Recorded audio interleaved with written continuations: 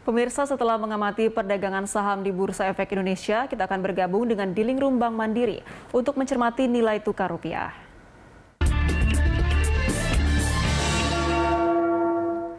Ya, untuk mengetahui pergerakan rupiah dan prospeknya pekan depan, kita telah terhubung dengan Senior Financial Market Analyst Bank Mandiri, Ruli Arya Wisnubroto. Selamat pagi, Mas Ruli. Selamat pagi, Mbak Gita. Ya, Mas Ruli, kalau kita lihat ini sentimen dari dalam negeri, cadangan devisa Indonesia kembali naik pada September menjadi 146,9 miliar USD. Ini apakah bisa menjadi sentimen positif bagi pergerakan rupiah?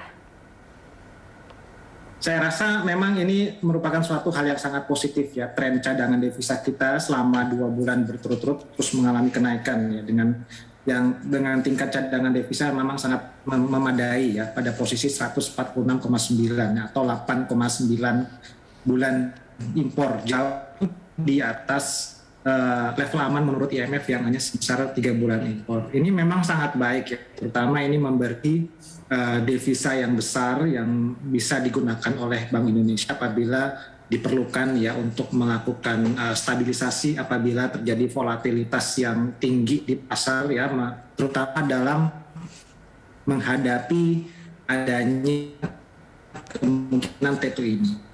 Kita secara umum melihat bahwa kondisi ekonomi cukup baik ya di Indonesia ya, dengan inflasi yang relatif stabil. Selain cadangan devisanya juga terus mengalami kenaikan, surplus neraca perdagangan yang cukup besar, ya kita sampai dengan akhir tahun cukup optimis ya bahwa rupiah masih akan tetap stabil. Baik, nah dengan adanya sentimen positif dari dalam negeri sendiri, pergerakan rupiah terhadap USD ini akan bergerak di kisaran berapa, Mas, untuk hari ini dan juga awal pekan depan? Hari ini kami perkirakan akan bergerak di rentang 14.225 sampai dengan 14.285 ya, dan kecenderungannya memang masih akan tetap relatif stabil karena memang kenaikan harga-harga komoditas di global ini berdampak positif terhadap beberapa negara, nilai tukar beberapa negara yang memang sangat bergantung pada komoditas ya, termasuk Indonesia. Ini mungkin masih akan tetap pengaruhnya masih akan tetap positif ke depan sampai dengan beberapa pekan ke depan. Baik, Mas Ruli, saat ini ada hal yang menjadi perhatian investor, yaitu risiko gagal bayar utang Amerika Serikat. Akan seberapa besar dampaknya terhadap rupiah dan juga USD nanti? Kemarin sendiri memang sudah disetujui ya persetujuan di Kongres Amerika Serikat untuk menaikkan debt ceiling pemerintah sampai dengan bulan Desember.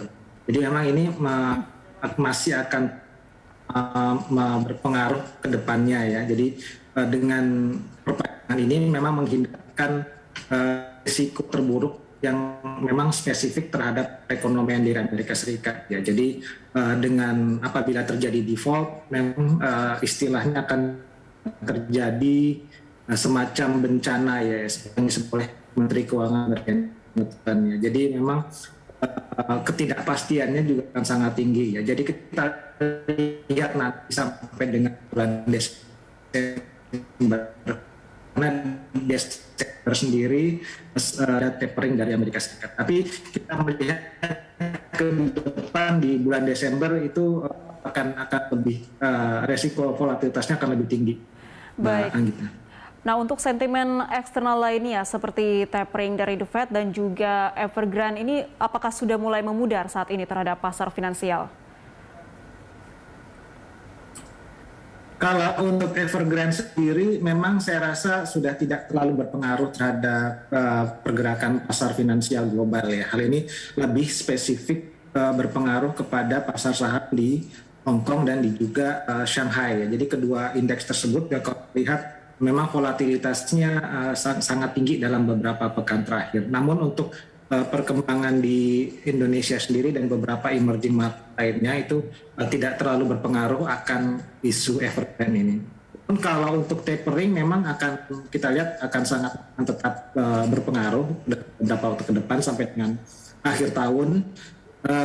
Namun lihat memang sendiri kondisinya masih cukup baik ya, seperti saya sebutkan tadi ya, bahwa cadangan devisanya kenaikan, kemudian inflasinya relatif stabil. Kita perkirakan di ekonomi di kuartal 4 akan jauh lebih baik dibandingkan dengan di kuartal 3 tahun ini ya. Jadi secara umum memang akan ada risiko untuk kenaikan volatility di Desember, tapi saya rasa tidak akan terlalu signifikan karena berbagai kondisi ekonomi termasuk dari penanganan pandemi yang sudah sangat dapat dikendalikan. Baik, Mas Ruli, masih terkait dengan perkembangan global, ini beberapa negara dunia, beberapa di antaranya adalah Eropa, mulai mengalami krisis energi. Apakah ini akan ada dampaknya terhadap mata uang emerging market? Saya rasa krisis energi sendiri bagi beberapa negara, termasuk Indonesia, justru dampaknya sangat positif ya, karena karena menimbulkan kenaikan beberapa harga-harga komoditas seperti misalnya batu bara, kemudian kelapa sawit, karet. Ya ini bagi negara-negara eksportir komoditas ini justru akan dampaknya akan sangat positif ya. Jadi sudah terlihat dari data aplikasi neraca perdagangan Agustus ya yang mencapai rekor yang cukup tinggi ya sekitar 4 billion. Saya rasa dengan masih terus berlanjut ya kenaikan harga komoditas seperti batu bara dan CPO yang masih berlanjut di bulan September dan Oktober ini akan menyebabkan kita akan kembali mengalami surplus ya, sehingga justru ini akan berdampak positif kepada rupiah.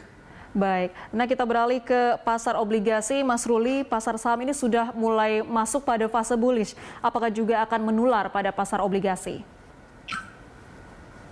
Kalau saya rasa dampak dari isu tapering ini akan lebih negatif ya kepada pasar obligasi ya. Kita lihat imbal hasil dari SBN tenor 10 tahun mengalami kenaikan agak tinggi dalam beberapa waktu terakhir ya. Sekarang di kisaran 6,2 sampai dengan 6,3 ya. Ini karena sangat terpengaruh oleh isu tapering dan juga kecenderungan kenaikan inflasi ya, tidak hanya di Amerika Serikat ya, saat ini juga dialami oleh beberapa negara Eropa. Jadi memang isu tapering dan inflasi di Amerika ini dampaknya biasanya memang akan negatif kepada pasar obligasi global ya, termasuk US Treasury, dan juga dampaknya akan sangat besar kepada perkembangan imbal hasil surat berharga di Indonesia.